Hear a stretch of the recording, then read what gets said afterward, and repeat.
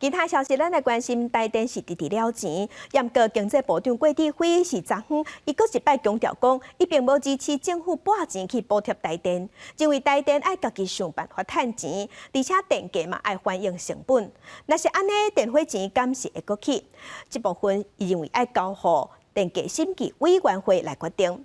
另外，咱伫台湾的台湾美国商会有公布一控制书，台湾白皮书，提醒台湾政府会员因上该要义的，也是电价，也搁有电费钱，敢会当稳定。台湾美国商会初六公布2024年的台湾白皮书，在去年白皮书内面讲到烦恼台湾绿能的进度落后，今年在能源议题，商会搁一摆呼吁台湾政府应用半导体在产业的发展，执行透明的电价审查制度，会当提供电钱的会当有测性和稳定性。71% of our members expressed concern about the continuing supply of green energy.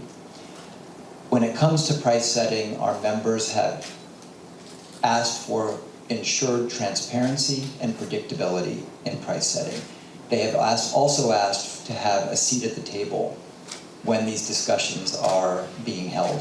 甲焦点放伫绿能的供应和透明电池，因为半导体和 AI 这产业是发展甲真兴，嘛代表用电量大大增加。但是台电是连续几年拢了钱了价，需要靠行政院来补贴增资。4月阁因为安尼调起电价，经济部长郭志辉早起去甲高雄视察的时阵，中心无支持补贴，爱台电想办法拍拼趁钱，安尼电钱敢会调起，伊是无讲明。